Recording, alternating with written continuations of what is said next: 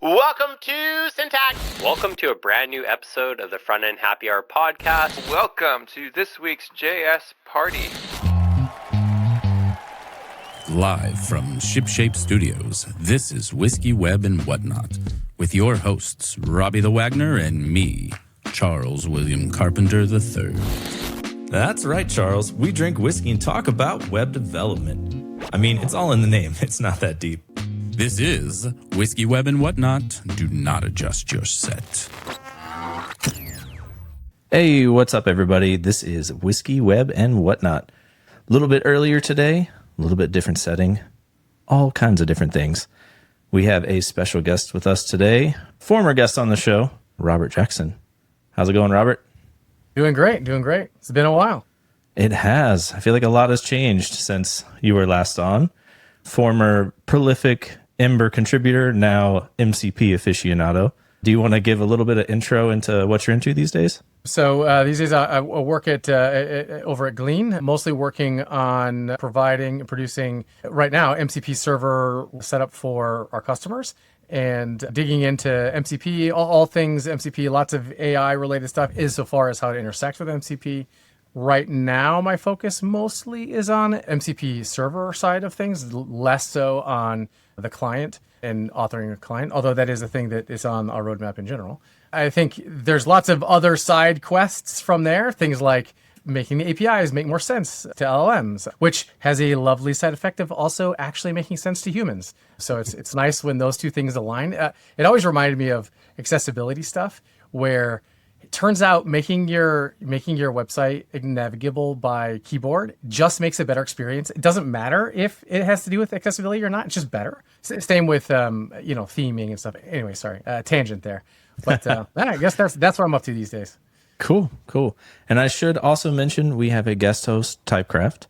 Chuck is working on moving to Italy and wants me to get a bunch of guest hosts because he doesn't want to deal with it. So we're doing that. But yeah, let's introduce the whiskey today. Let's go. We've got some. It's a surprise guest. Oh, look at this. Okay, I can see you guys can't handle this. Wow, this is amazing. Hold on here. I don't know what you picked or what's going on. Robert, good to see you. Hello. Are you responsible for this? I don't know. Probably did it all. Indirectly, because he said, I think you said you hadn't had a Japanese whiskey, yeah, correct, right? Correct. Never have. Been on my list in general. Lots of scotches, lots of bourbons, and all that jazz, but never a Japanese. Well, this is the only thing I'm good at, so I need to help you guys out here at least a little bit. Ohishi whiskey with a indiscernible proof to it. I have no idea. Oh wait, no. Let's see here. 42.7. Yeah. Okay. It said question it's mark. Chuck's first time. Oh, you're right. Question mark. I meant to come fill that back in. Okay. Also, can you guys see us, or are we super blurry? I see you just fine. Yeah. It might be a little blurry, but I mean, it seems like it's not focused on an us, appropriate amount whatever. of blur. You get what you get. Okay. It's 42.7% alcohol by volume. Can you do the math on that? Let me know real quick. So the mash bill is 30% estate-grown rice called, nope, not pronouncing It's that. Gohai Yaku Manishi. Yeah, sure. 70% mochi rice. The grains are partially malted and then distilled on the traditional Japanese stills before being filled into ex-sherry and brandy casks and aged for a long time. In high-altitude warehouses. Yeah, that's very specific. That's the most Japanese shit I've ever seen. I know, which probably right? means it's going to be really cool. Yeah, Very so let's intense. get to it. So the box looks beautiful. The box is cool. it's gorgeous. I Yeah, love we were bottle supposed to too. get a better one that was 10 years old. This one is not. Yeah, it's not age stated, but This we were episode like, is not sponsored by Fruit Bat, who cannot send you the right whiskey. Oh no. fruit wines. FROOT bet. Yeah, I don't know.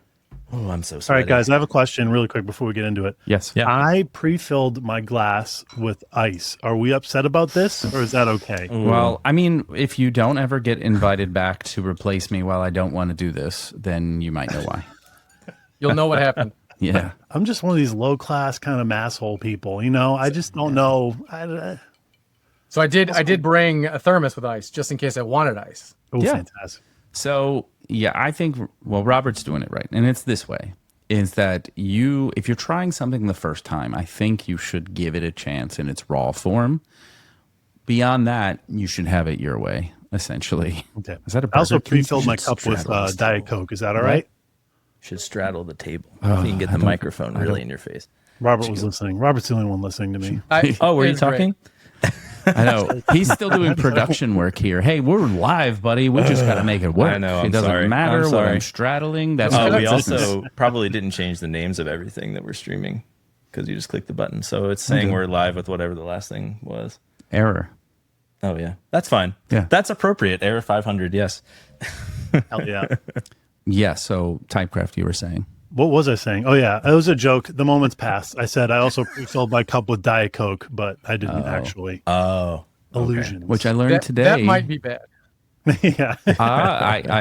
There's a peer-reviewed paper out that I actually came across today saying that replacing water intake with diet soda is not known to make your health either better or worse. It has not been proven in a controlled group to make your health better or Well, worse. are we So going it's to be okay. the first to prove or disprove? Yeah, we could be.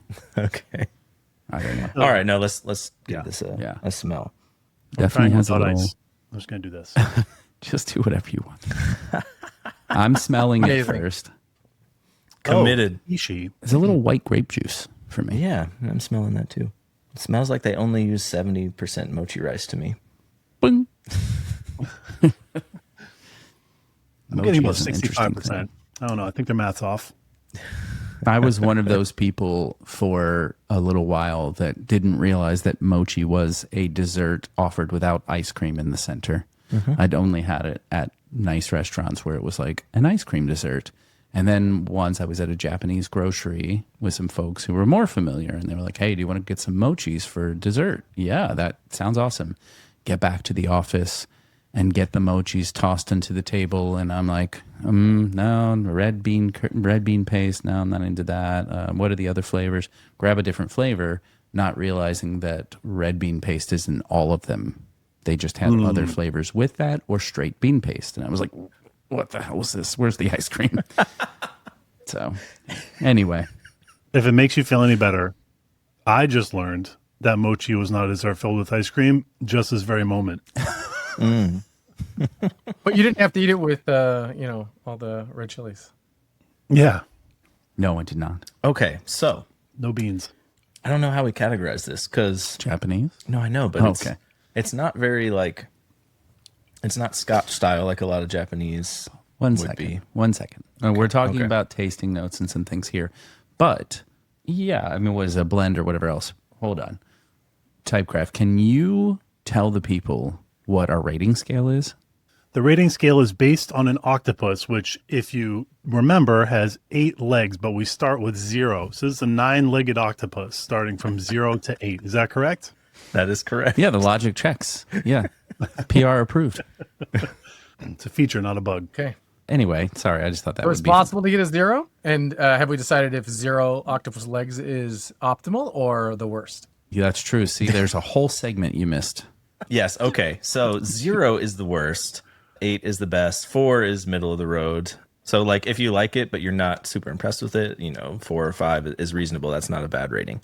Who should go first? We'll make Chuck go first. Hold on a sec. I'm just throwing that out there as we were taking some tastes and everything else. Are there any other flavor profiles anyone is picking up on? I'm getting a hint of apricot. Okay, dried or fresh? Definitely dried. Definitely dried apricot. Yeah. Robert, anything? I'm enjoying it. Okay.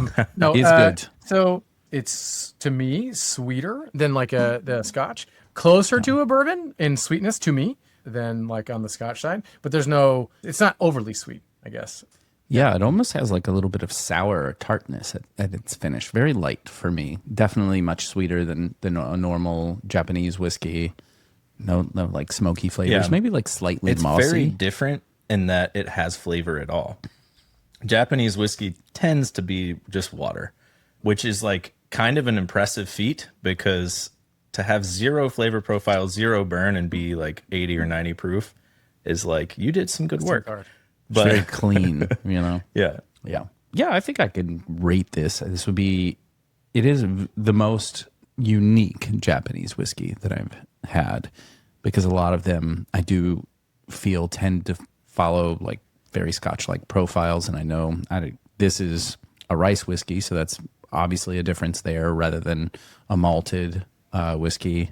So it's interesting. In a way, I almost kind of compare it to sake, but higher proof, a little more burn around that. But I'm getting like similarities to different sakes with like fruit notes and tart notes and things like that, which maybe that's indicative of rice whiskeys, and I'm not an expert there.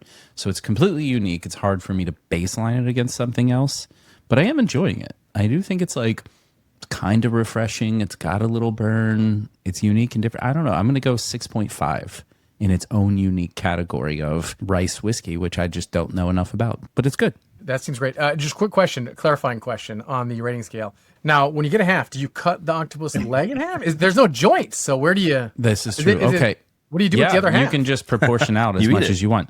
We didn't say. So it's 0 is horrible, spit this out, dump it down the drain immediately. 4, even though not technically the middle of the road, being like, not bad, not great, it's just, it's fine, it's drinkable. And then 8 is clear the shelves. Every time I see this, I want as many as possible. Octopi do regenerate, so 9 legs are possible. Whoa. I just want to put that out there. So, Okay. Yep. So anything can happen here. Yeah, so I went first. I get to call in the next victim, and that is Christopher Typecraft. How dare you? I just doxed you. Yeah. I was thinking of the scene in 30 Rock, one of my favorite shows, where Alec Baldwin's character, when Liz Lemon talks to him and calls him Jack, right, in front of a bunch of executives, he turns around and goes, "How dare you use my Christian name in front of these gentlemen?" In my mind, I was going to go like, "How dare you use my Christian name?" But I feel like I had to preface that one. Yeah, you don't have to. Yeah, but just I go appreciate into the it. context. Yeah, don't use my Christian name. So, yeah, no, anyone can call me Chris. I don't mind. You didn't dox me or anything. I like being Chris, but I like this a lot. It's interesting. It tastes more, if this makes any sense whatsoever, it tastes like there's less flavor in it than other whiskeys. Like it tastes almost more like bland in a way, but it is easy to drink and it like has a little bit of burn, but also is smooth at the same time. So I like it a lot too. I'd give it 6, solid 6. All right. Which Robert should go? You want to pick who goes type? Okay, I will pick. I will say Robert Jackson. That was Yeah, the right so answer. Here's the thing. I want to use that half of octopus arm that was left on the floor here. I'm going to go with 6.5 as well. I could go up to 7. I really like it, actually. I glanced at the box again, and I realized that I think some of the flavor that I was picking up is from that brandy cask as well. So I think that's some of that depth, I think, is coming from there. And turns out I like it when you age it in brandy. So brandy casks. So yeah, I quite like it. I normally shy away from, I mentioned before, like the bourbon level sweetness. I find bourbon to be too sweet. I think this is like just a right balance. And while I love drinking smoked burning tires, most of the people that I'm around really hate it when that smell happens. So it has the nice side effect of being allowed in the home, I think, at this point. So I'm going to go with 6.5 to 7, I guess. All right. Commit. Pressure's on. 6.75. Thank you. Ooh, There we that's go. good. Yeah, I think it's pretty good too. Definitely one that is approachable for everyone. One of the better Japanese ones I've had, I think, just because the others don't really have much flavor. Yeah, with rating it against other Japanese ones, I'm going to say 7. Nice. All right. So I spent minutes worth of time trying to come up with some hot takes for us here. But since you're into MCP and AI things, Robert, GPT-5 or Claude Sonnet 4? For what task? You decide. Who's the host now? So, good question. I still mostly use the various Claudes. So I know you specifically asked about Sonnet. I tend to not just go with a single model most of the time. I'll use Opus for 1 for like planning stages of stuff, and then go down to Sonnet for like implementation stuff. And I think it does a pretty good job there. But that's work stuff. When talking about home stuff and personal stuff, GPT-5 is great. Yeah, I think it's pretty good. There are some rough edges, especially at launch, like early launch day and the day after, where you'd get wild results, like stuff like I was just bonkers. But I was probably scaling stuff. It's probably resource constraints, stuff like that. I'm just guessing. But since then, in the last couple of 4 days, 3 days, whatever it's not been out that long. It's been great. They also have an auto mode, which is great in the web UI, where you don't have to decide ahead of time whether you want thinking or non-thinking. And I think that is also a nice UI touch. I don't think it changes anything about the actual models or the result, but it makes the experience of decision fatigue a little bit better. I also think that it made sense what they did with regards to shaking out some of the older models. Like I was walking my wife through getting set up. She's, how do you use it? How do you think about it? Should you trust it? That kind of stuff. And like one of the things that constantly trips her up and other folks is, well, which model should I pick? Good freaking luck. Like, 4.1, It depends. 4.03, 03 mini, oh my gosh, there was so many to choose from. And now they really simplified that in the chatgpt.com web UI. And I think that makes a lot of sense for like your average consumer. On the code side and for work, I don't think that is the right choice, because I think different models for different tasks is appropriate, especially given that different ones cost different amounts. And sometimes one of the mini models is just fine, especially if you just have a really simple mini prompt kind of situation. Anyways, that was a really long yada yada for a simple question. I think the long and short is code stuff, Claude, Opus for planning, coding with Sonnet. Most of my personal stuff goes through GPT-5 now, and I'm pretty happy with it. I have a follow-up. I Just also have a around follow-up. interface. Oh, well, it's your show. I'm not even supposed to be here. Yeah, this guest here. So in terms of coding, how good have you found it at doing the things you actually needed to do? Is it about tuning your prompts and you're like giving it the right info to get to the right answer? Or is it like your mileage may vary? Because I've had a lot of trouble with it getting the actual result. Like it'll get close enough that I, as a programmer, know how to fix it. But but how have your results been?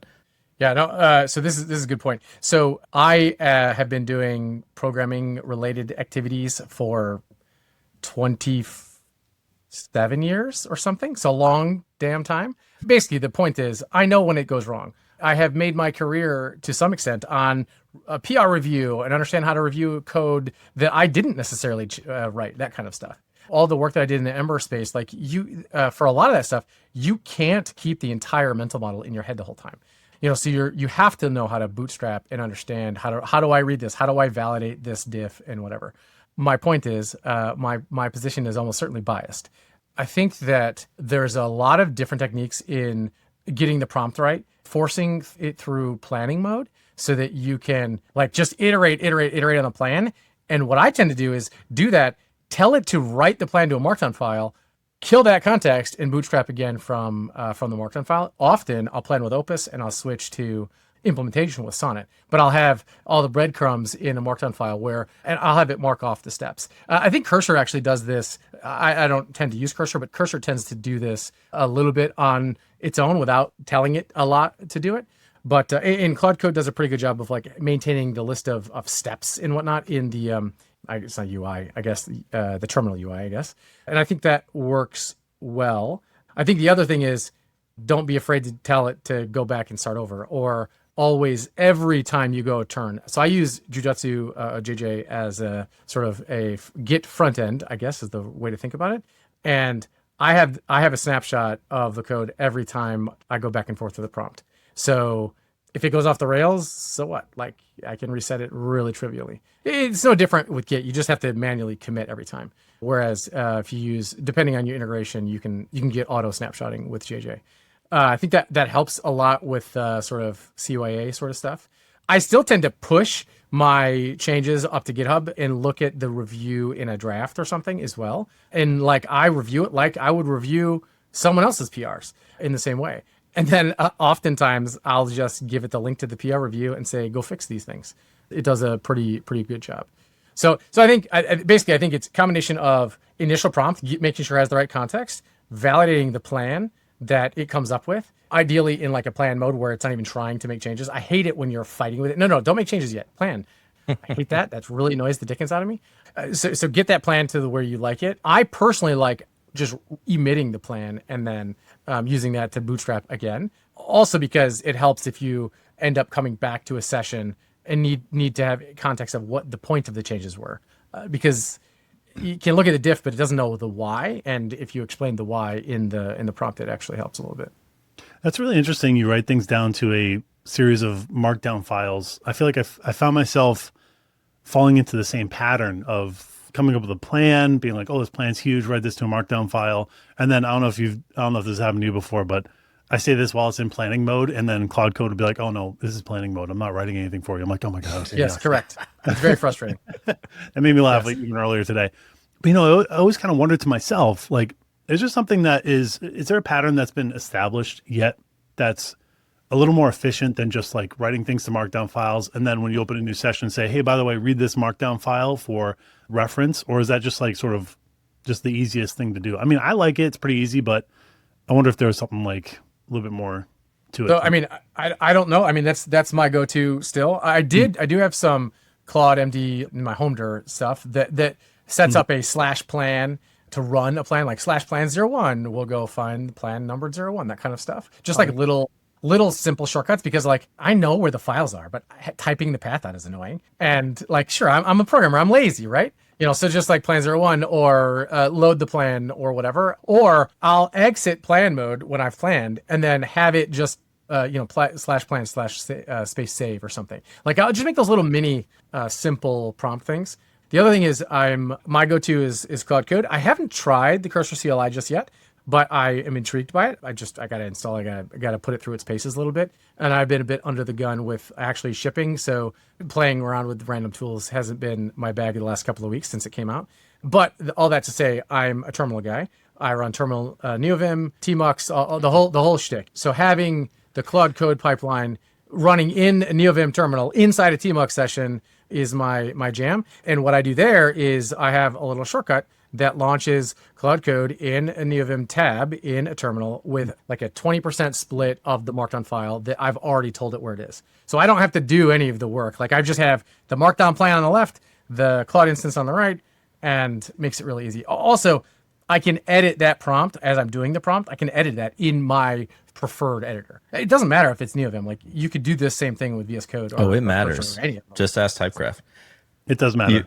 You almost got the entire bingo card. Are you also running Arch? Because if so, then no. Mac OS. Yeah. No. Well, you need to get a framework computer. Good enough. Yep. And what is it? Hold on, I'm on the waiting list for the desktop. The desktop framework is amazing looking. Robert, it does look cool. I just got one in the mail, and I have not put it together yet, but I'm so excited. Make sure you buy it with code Typecraft. So how is the desktop different than just a desktop though? Like, because the whole thing with the framework laptop is like a laptop that you can move parts around or whatever. But like you can already move all the parts on the desktop. Modular. Yeah, but you can already change all your parts on the desktop. Right. Yeah, but it doesn't look like a gaming computer. The problem with like every cool. tower looks like a gaming computer. It does look cool. And it's like more mini ATX, isn't it? It's very small. Yeah. Tiny. So, you can put it in a backpack, like a regular, not a giant Mondo backpack, a regular backpack. Be careful. Robbie's used to hearing that all the time. It's very small. Yes, I'm triggered by that. Small backpack, so I get it. Yeah, Anyway. I don't know. The reason I was excited about the desktop thing is basically the AI capability stuff that just looks out of this world. Super layman's terms, I haven't dug into. I looked into this whenever it came out, and I was excited about it. The processor essentially, as far as I can tell, uses something akin to the unified memory architecture that the Macs have. So you can get a crap ton of RAM that you can use with the GPU, and you can load much larger local models, which personally that's what I want. I want to run very large, like 70B or more local models. Like especially like I take notes. I'll record locally, not like through the internet, but like locally record meetings, and I just want to run the transcriptions and use those for indexing and like reminding me of the tasks that I have to do. And I don't want to rely on services for all that stuff. But even on an average MacBook Pro with, I think mine has 48 gigs of RAM, I can't get the large enough model that I want. So having like Olama set up on the framework desktop, running I'm getting it for my son, by the way, but he's not here most of the time, so that means I get to run what I want to on it. That's the beauty of parenthood. Anyways, that's what I want. That's why I'm excited about it. Yeah, I'm excited too. I think it's really, really interesting what they're doing with the desktop, and yeah, I'm excited to try it out. It literally just came in the mail. Yeah, I'm excited to put it together, put it through its paces, see what we get. We're pivoting. This is an unboxing episode. It could be. We'll wait. I do have something I will show you guys. It's very interesting. It's cool. I'll be back though. Speak amongst yourselves. Wait, here's a topic. Rhode Island is neither a road nor an island. Discuss. And they also have very bad roads. Yeah, and it's spelled RHODE. Did you know that? That's a different I did. thing. Yeah, I live here. Yeah. But the I don't think he knew that. until very recently, it was the smallest state with the longest name. But they changed the official name a couple of years back, 2 or 3 years back, something like that. Not too long ago. Do tell. What did they change it to? It was Rhode Island and Providence Plantations, and they dropped all the rest of the stuff. Oh, wow. So now it's just Rhode Island. The plantations That are didn't age gone now? well. Did you? I was going to say, what plantation has a negative connotation from what I've heard. Yes, that's correct. Being If from you work Kentucky, the fields yourself, it's fine. I haven't heard that. I mean, the worst thing is when you drive south in Kentucky and you'll see some old block wall, or not block, but rock walls set up, and they're colloquially known as slave walls. Okay, I was waiting for what you were going to say. Colloquially, that's hard to say. That's a hard one. Colloquially. I think if you have another drink, it'd be easier. Yes, I think it would be actually. You Thank are the keeper of That's the bottle. the only reason there. why I'm here. You have Let's the check bottle. this out. I'm not even supposed to be here. Okay, so That's where it wow. comes in. Oh wait, what is? Oh, okay. So Are it's we not- unboxing? No. No, we're not It's going a to box. unbox. I want to show you one thing You're though. still in hot takes. Are you kidding me? that I thought was cool. This is a hot take. Okay. Hot take. Computers Hot are cool. take. Our framework desktop's cool. Hot take. Typecraft's on DHH payroll. Yeah. DHH he's fun. I like If him. you get to check out the race car, if you get to go to a race, then you're on the payroll. Is there a passenger seat in the race car? There shouldn't be. I know F1 there shouldn't be. Yeah, but- I don't believe there are. F1 racers are in the middle and they've got the whole thing. Okay. Have you ever seen these things? Yes. Did you see the movie? No, I Yeah. didn't. So framework, right, as we know, comes with the desktop has these tiles, right? And you can customize them. And so for us, they made, it's not going to zoom up on it. Shoot. This is You gotta get your Typecraft. face out of the way. This is a Typecraft logo. I don't know if that's even going to work. Oh, yeah, for us. So you've kind of moved away from I'll be right Typecraft this time. being you, and Typecraft is more of like your brand, your company. No, it's always been the two of us, me and Someone? not one of the two Roberts in here, but me and Robert. Oh, gosh. He was a friend and colleague. Number of one name mine. since 1920. Yeah. No, we go way back. But yeah. But no, it's always been us. It's from the start. But yeah, this podcast isn't about me. So It could be. Yeah, it can be. but I thought it was cool. This the framework people sent us this stuff with all these logos. This is an Arch logo. Damn, this one looks pretty good. That's So Arch. good. And this one is one of our little keyboard logos that we have. You can't really see it, but it's cool. They're cool. Did you give them the assets? They give them sorry. what? Yeah. The assets for the printer? Or? Yeah, we just gave That's them great. PNGs. They just threw them on there. That's amazing. Damn it, guys. Okay. This is a Yeah. serious podcast. I know. What do we I think? leave for a few Okay. weeks and it really devolves. I was just gonna say we've spent way too long on we've done the first hot take, and the rest aren't that hot. So fuck it. Let's just go on to the next stuff. Hell yeah. This just in, Whisky.fund is now open for all your merch needs. That's right, Robbie. We're hearing reports of hats, sweaters, and t-shirts, as well as a link to join our Discord server. What's a Discord server? Just read the prompter, man. Hit subscribe, leave us a review on your favorite podcast app, and tell your friends about our broadcast. It really does help us reach more people and keeps the show growing. All right, back to your regularly scheduled programming. All right, so I want to talk about open source. So you had, I don't remember what the final number was. I don't know if you remember, Robert. What was your streak on GitHub before they got rid of streaks? It was a long time. Like, 1,000 days? I thought it was Yeah, like a long time. multiple thousands, but I All don't of know. your- Yeah, it was a long time. It was all I don't know, and they don't display it anymore. So you can back calculate it because they still have the little tile things. Now they show you many, like you can pick the years. Yeah, it was a very long time. Yes. So, all right. So obviously you're an expert at open source. So I want to talk to you a little bit about the effect open source can have on your career. Do you think it directly influences anything with regards to like getting hired places or, getting promotions or, just being thought of as, a good developer, I guess? Okay, so for me, yes, like a sample size of 1, there is no way that I would be where I am now without having been in the right place at the right time, in the right random IRC channel, meeting the right person, like meeting the right person. Like that just would never have happened.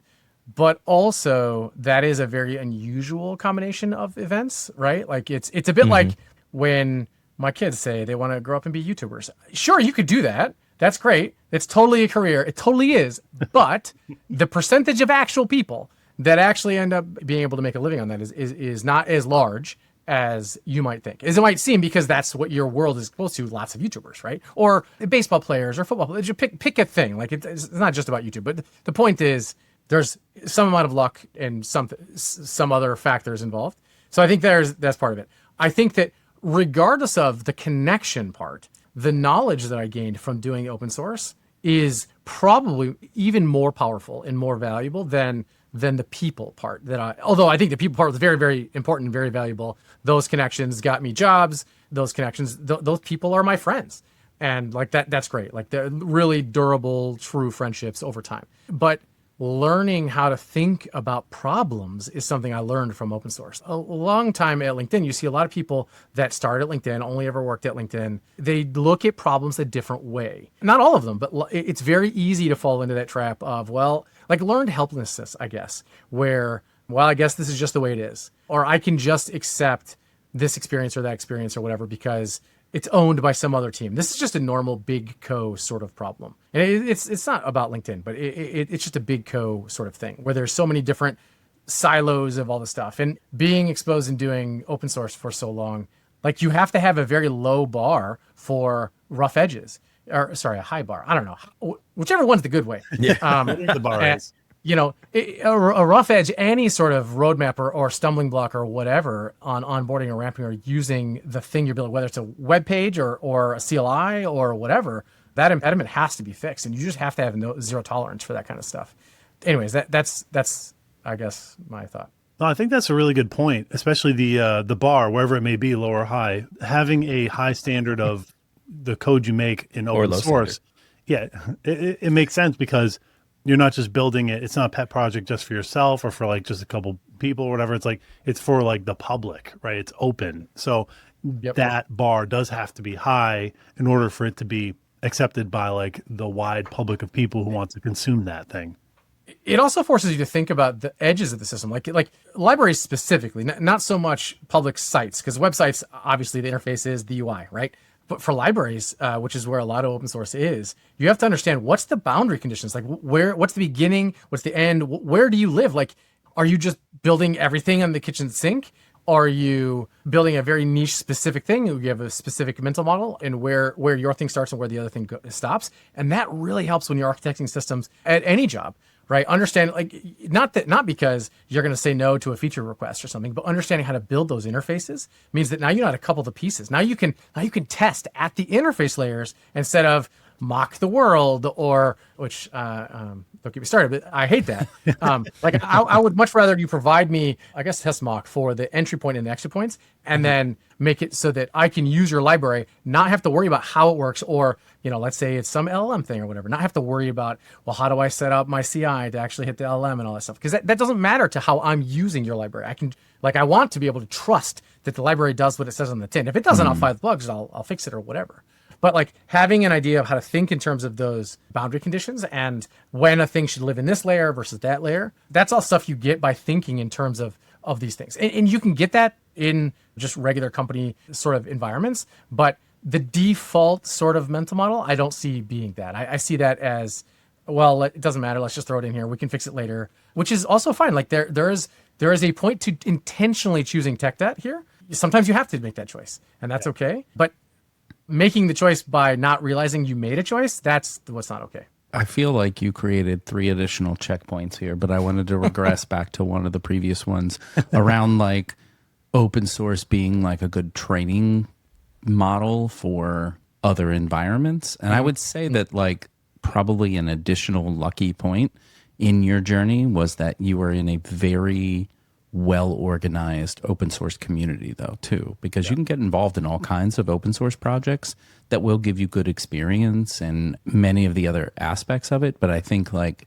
dealing with a particular type of open source organization in that also probably set you up with dealing with other organizations and kind of seeing like, I have a bit of a panacea of like what has worked very successfully in like in that software engineering career paths require a certain amount of soft skills that aren't easily developed. And I think that the environment that you had in that sense also developed soft skills to make those things at least get the answers you're looking for.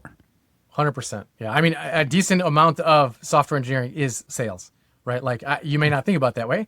You've got to, especially in open source, you got to convince the maintainers that they want the thing you're trying to give them, and that you're not just giving them an open source puppy where they've got to walk it and feed it and clean it up. Or that you're smarter than they are, and that's why they need to. Yeah, you're dummies, and I've got some Funyuns, and take my stuff so I can go back in my hole. Like that is a different kind of mentality that I think people gloss over a lot. Yep, 100%. And it only helps in your regular business life to, be respectful and don't assume you're the smartest person in the room, because honestly, you're probably not. And at least that is my personal perspective all the time, because it doesn't do any good to think you're the smartest. Maybe you are, maybe you're not, but it doesn't do any good to think that. It also leaves your mind open to accepting ideas from other people. Anyways, I think that's a great point. Okay. Sorry, just trying to move us along. So I do want to, another AI related sort of thing here. Do you think frameworks will still be relevant in 10 years, or will AI generated code just make that kind of irrelevant? It'll just generate all of the stuff you need to do whatever, and you don't like need a framework. I think I know what I want the answer to be, but I don't know what it actually will be. Like, it's too hard to see. I want the answer to be that a thing I had mentioned before, which is I think the reason LLMs can be so successful is because they can leverage libraries and frameworks and things like that. And they aren't the ones offering, at least not right now, the very bespoke, like DOM manipulation stuff that you might have to do for a web framework, or the special bit twiddling you might have to do for different server-side environments. And they can rely on the fact that like the Go standard library has built-ins for all the things, and just rely on the fact that works as an example. But if they are authoring all of that, I think that it becomes way harder. Like, first of all, the amount of total code that you now, like, talk about open source puppies, like this is worse than that, right? Like the LLM has generated this giant pile of stuff that literally you are incapable of reasoning about without some sort of framework. So I think even if we leave the realm of the sort of Rails I guess, which is to me, a pinnacle of frameworks, I guess we're talking about DHH here, but I used that, a long time, 15, 20 years, I don't know, a long time ago. And ever since the blog in 5 minutes video went crazy. And I think being able to leverage those things makes a huge difference. But even if those aren't authored by humans, I think having the LLM author shared use patterns like that, having internal frameworks is still a useful thing to guide it towards. And it does not do it naturally. It doesn't want to do that. I'm making it seem like it has a mental mind of its own. It doesn't not. feel like it most days. Yeah, it wants you to think that it thinks on its own, but it does not. The point that I'm making is like it just wants to throw code at the wall, and a lot of times it'll get to the end zone. That's great, especially if you can describe the test conditions you want it to validate. But the result might be an unmaintainable mess, and without some sort of frameworks, whether it be human authored or machine authored, that part doesn't matter. It's an interesting philosophical question around like how far can LLMs sort of build out their own sort of rule sets for things that they can make and develop and like keep things within certain expectations. But I think there's another sort of point of this where I don't think LLMs in the long term can be creative in the way that humans are creative, right? You mentioned DHH's blog post in 15 minutes with Ruby on Rails. That actually jump-started my whole like career. And I don't think that that was like a fresh idea given certain tools that were available at the time. And I feel like if LLMs take over or any kind of like AI, it takes over more and more and more of the actual code generation. It will reuse more and more and more of its previous code generation, and everything will just kind of get a little bit flattened out. You know, there won't be any creativity. There won't be any of these sparks of like, oh, this is a new thing. This is really interesting. Maybe we should think about doing things in this way. It sort of just will revert back to what it knows. And again, that's kind of a funny term, like knows, right? But it will revert back to the patterns that it's used before, and will kind of just sort of, everything will sort of flatten out and sort of be the same. I feel that's kind of like if I were to think of things like through the lens of like thinking long term, everything just gets kind of flattened out. You won't have that sort of peak of like sort of creativity that opens up a new idea for something that's a little bit different, right? Also, I think you used the term bit twiddling, and that was one of my favorite things I've ever heard. So thank you. You know, I agree. I think that the power that can be wielded by someone that's properly motivated and has the idea or the imagination, the power of the LM to be wielded by that person can take you 10x what DHH did with their Rails in 5 minutes thing. But I think that requires the person to bring that to the thing, the person to have the light bulb moment or whatever. But here's the thing. How many times have you gone to the barbershop and I tell them I sell life insurance now, but if you tell them you're a software developer, they say, oh, I have this app idea. Mm-hmm. Well, like, cool story. That's great. The thing is, I develop software for a living. The ideas are the hard part. The code is the easy part to me.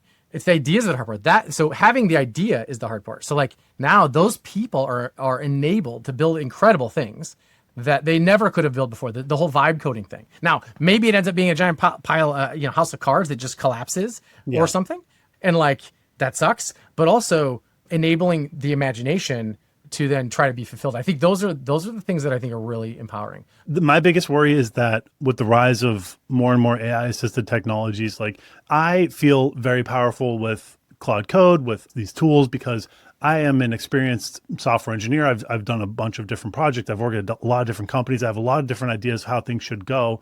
I think in the future, though, the people who maybe might be just starting out in software engineering, who sort of learned through coding with LLMs, might not have the kind of insight into how these sort of systems work together in order to come up with like these ideas that might change something, right? They might just sort of take things as they are and sort of just accept like what an LLM might give them, as opposed to being like, well, hang on a second, what if we did it this way? Again, like the way I kind of feel about it is like, I feel like I can produce a lot more being a senior level engineer, but newer developers, I feel like, are kind of at a little bit of a disadvantage moving forward. And so that kind of worries me a little bit. I feel like that whole thing kind of is a little bit of a worry in my mind.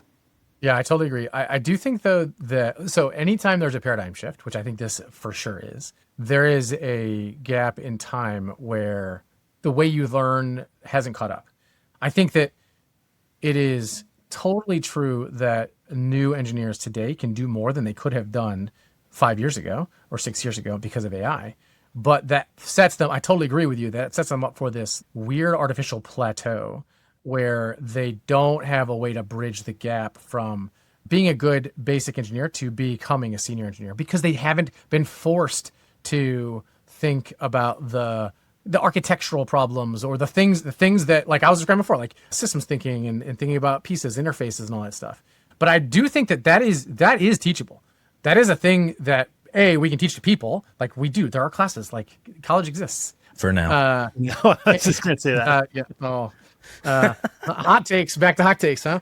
So I think that can be taught. I think also we can get better at tailored LLM, either models or agentic workflows that force the LLM into a more architectural mental model as well. Like you don't see it much right now, but I do think that it is possible. But I totally agree that right now we have to do something to remove that future disadvantage for new engineers. Clearly that needs to exist. Yeah, I would say like the entry point isn't removed, it's just changed. I think that like the traditional way of getting the experience and knowledge it's going to have to catch up to the new tools we have, and that's moving quite quick. And so I would say the goalpost has moved. It has just shifted dynamically. Yeah, I also think that because it's still in what seems like an acceleration phase, it's going to be a little while for the teaching and the way we educate to catch up to how it works. Like we're only recently seeing studies around how do people think when they are exposed to LLMs and when they can rely on them. Like there's a lot more science that has to be done here, both science and also like education research and figuring that stuff out. And the problem is, from my perspective, I don't know who's going to do that research, because where all the money is not terribly interested in pointing out that their LMs are flawed. There's a thing that has to be done there. They're not flawed. They're perfect. Yes. And I'll continue to They're tell not them flawed. that. And You're flawed. Yes, You're flawed. As Claude will tell me all the time, you're absolutely right. Yeah, I can't tell you how many times I've heard that. Yeah, that's a good point though. There's a lot of money in hyping up LLMs. There's no money in studying them and understanding like what are the best ways to use them moving forward, right? Yeah. And they have to be like way too confident, because if it was like, I'm not sure about the answer, let me think some more, let me like give you a maybe answer you could try, then why would people throw money at that? Like it's got to be really confident. I also like the literal technology. Like, I mean, it is effectively autocomplete. I mean, it's not exactly that, but basically, right? Yep. So in the end, there's ways to layer on confidence scores and all that jazz, which is great, but it's going to say something. Every time you ask it anything, it's going to answer somewhat. 90+% of the time, it's going to answer with confidence. Like this is the thing I tell my kids who are like, they're 16 and 17. They're like interacting with AIs now as part of like just just Google search results and stuff like that. Like, when do you trust it? When do you not? Like, how do you validate? And things like software is very different than things like English or mechanics, because like with mechanics, someone could die. Turns out most software that I work on, at least, isn't going to kill someone. And hopefully, get like, off the dark web, Robert. Get off. Stop doing dark web work. You can make tests. You can I know whether code is verifiably correct or not, basically is the point. If you have it write your English paper or something, it could just be making crap up. If you have it give you some schematic for some machine, it will make stuff up. Do your high school age kids try to get like mechanics, like blueprints for mechanics? They do CAD like in school, right? Okay. Oh, wow. Yeah, I'm very interested on that. Machine. Like, how much are they using it in their Rhode education? Island school system? Yeah. Like the school has different their local high school, public high school has pathways for like engineering, biomed stuff, and they have tailored classes. At the end of high school, they depending on how well they do, could end up with like almost a full year credit hours in college stuff. Which wow. is We're lucky to have calculus. School. My son is going to be 9 tomorrow. And like Amazing. you mentioned, his career target right now is YouTuber, because that's what he's watching, Minecraft and YouTubers and stuff. Let's go. Lucky for me, he's got a backup plan.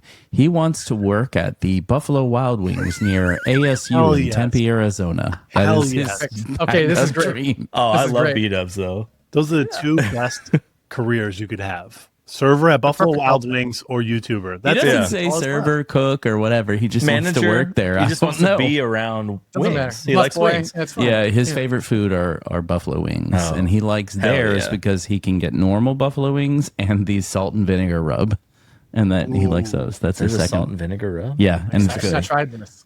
It's good. Yeah, if you like salt and vinegar chips or whatever fries, oh yeah, it's good. It hits. I don't like rub wings. I want it to be saucy, personally. I think it's no. when it's dry. I think that says something about you as a person. that it needs to be saucy. Yeah, I like it wet. he I don't doesn't need like these a dried rub. apricots. He doesn't like Give a me rub. the wet apricot. He wants Yeah, wet, no I'm rub. a saucy wing kind of guy myself. I can't do any of that. I prefer dry rub, but mostly because I think there's so much calories in the sauce that it just makes me puts me off the wings. But that's what's the good. Hey, I understand, but that's a whole thing. The other thing is you gotta like, just so we can all make sure we're on the same page. You gotta have one tentacle that is the wing hand, and the other hand you might tie it behind your back. Don't touch anything. It is the clean hand, and don't get shown. Exactly. Don't rub your eyes. I've watched Hot Ones. We know, like the number one rule in Hot Ones is don't touch your eyes. Don't touch your Don't eyes. touch your eyes. So you mentioned the caloric count on things. So I do want to circle back to a little bit of your fitness journey here. Is just not contributing to Ember as much what I can do to get fit? No, this is part and parcel and related to the open source part too, right? Like I think I let that consume me. And then I consumed everything under the sun. At my highest, I was almost 400 pounds. And like, it was just not healthy. And it was difficult to see rationally why that was, why it was like that. But, I think a big part of it was, working 80 hours a week or more on not always open source, but like I had a 40-hour a week job, and then I did all this open source, and I internalized like this guilt that wasn't fair. No one put it on me, but I internalized this guilt about like, oh, there's someone's got a problem right now and I could help them. And like, I'm not a doctor. Like, I'm not a nurse. Like, that's an appropriate mental model in that world, I think. But here it's just like software on the internet with some people. But you build up friendships, you build up camaraderies and stuff. You're and a feel people pleaser, aren't you? Yeah. I think that's the default for me. Yeah. Mm-hmm. And I think I really had to pull back hard. I'd had a bit of a health scare. I had a thing in my neck, and I lost feeling in my whole right arm and side and stuff. Oof. For like pinched nerve kind of deal, right? But they couldn't fit me in the MRI machine, right? So like I couldn't actually. Anyways, it was like, wow, this is maybe out of control, And so a combination of things, not being able to feel your hand means it's really hard to type, So it's one of those things where I sort of was forced to pull back a little bit, and then when I did, I realized how relieved I felt, partially because I had an excuse I felt like I had an excuse for the people pleasing part and the guilt. Well, I literally can't. Everyone understands. No one thought I was doing anything wrong or anything like that. And that felt good or made it feel okay to pull back and sort of focus on me a little bit more. But I think it's tough. It's a tough balance. And if you've got one of those, I'm going to say addictive personalities where you get your mindset on a thing and that's the only thing you can think about, which I think is a lot of software developers, it becomes very easy to fall into the trap. Yes. So how do you reverse that and get addicted to being fit instead? Because I'm looking for advice. I think I have a long way to go. I'm certainly at a pinnacle of and I'm not an Instagram model here or anything. The thing for me was this has been 6 years or something now. I still count calories every day, weigh my food. I do all that stuff. Now, that is for sure obsessive compulsive. And that is for sure, some people would categorize that as an unhealthy relationship with food. But also, I'm not going back. My dad died at 50. My kids were only 2 years old then. Like, I want to see my grandkids, right? Yeah. And I'm 45. So like that deadline is coming up if I'm going to make it past there. So those are the things I keep in my mind. Anyways, the things that I did physically was like, when I started, I couldn't exercise. Like literally any exercise was just injuring me more because I weighed so much. Like even walking was putting damage on my ankles and knees. And so it was all diet, 100% diet. And the answer was at that size, just don't eat so much. Like it actually is that simple. Like when you're that big, you certainly are not in that category, but it just straight up, hey, maybe go to McDonald's and don't get a 20-piece and 2 cheeseburgers and a large fry. Maybe don't do that. Sounds so good, though. I know it is delicious. And don't forget the honey for the nuggets. You got to have the honey. So I think that's how I started. After I lost the first 100 pounds, I started exercising quite a lot. But before that, it was just too much on my ankles and knees and whatnot to do even, body weight squats or like simple things was very painful in the joints. You said that counting calories, some people might think of that as an unhealthy relationship with food. I hope that thought doesn't creep into your head too much, because doing that in order to be healthy, like so that you can be there for your kids as they grow up and all of that is like the healthiest mindset you could possibly have. Yep. So I would not consider that unhealthy at all. I would consider that the healthiest thing you could possibly do. I was going to say, I think ignoring the amount of calories like I do now is also not healthy. You don't say. You need to have some sort of concept of what you're eating. I'm in the bucket I'm in. I'm happy with where I'm at. I don't obsess about going over my budget every day. I do care about preferring not to, but my birthday's tomorrow, me and your son. And wow. I'm going to have cake. I'm not going to worry too much about going out and have a big steak. That's fine. That all comes out in the wash. The thing that I think might be really powerful though is use an app. I hate MyFitnessPal, but it's free. I prefer Macro Factor personally, but it doesn't matter what app you use or no app. Just look at the labels on stuff and write it down for a day or two or a couple of weeks and get an idea of where you're at. And also, this is going to bother other people, but weigh yourself and know whether over that span of time you went up or down or stayed level. Those two things tell you what you need to do. That's it. Like full stop. That it is science. People don't like science, but it is science. And there's a whole lot of factors that have to do with expenditure. It's complicated. The body's like, it's a bag of chemicals and weird biological crap, but it is, taking a measurement and comparing it over time is totally a thing that will work. And anyways, I think logging for getting a mental model of, I logged for a couple of weeks and turns out I was eating 3,000, 4,000 calories, whatever the number is. It doesn't matter what the number is. And over that time, I gained half a pound or I was flat or whatever. Now you either know, basically what your maintenance is. Like, what you need to eat to stay level. And if you want to go down, go a little bit less than that.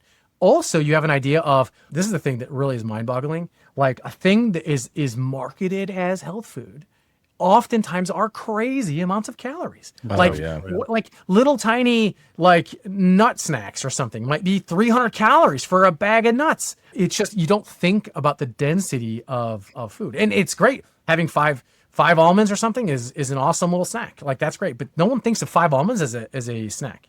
5 almonds is the precursor to the snack or just the first bite of the snack. Yeah, I need 50 almonds.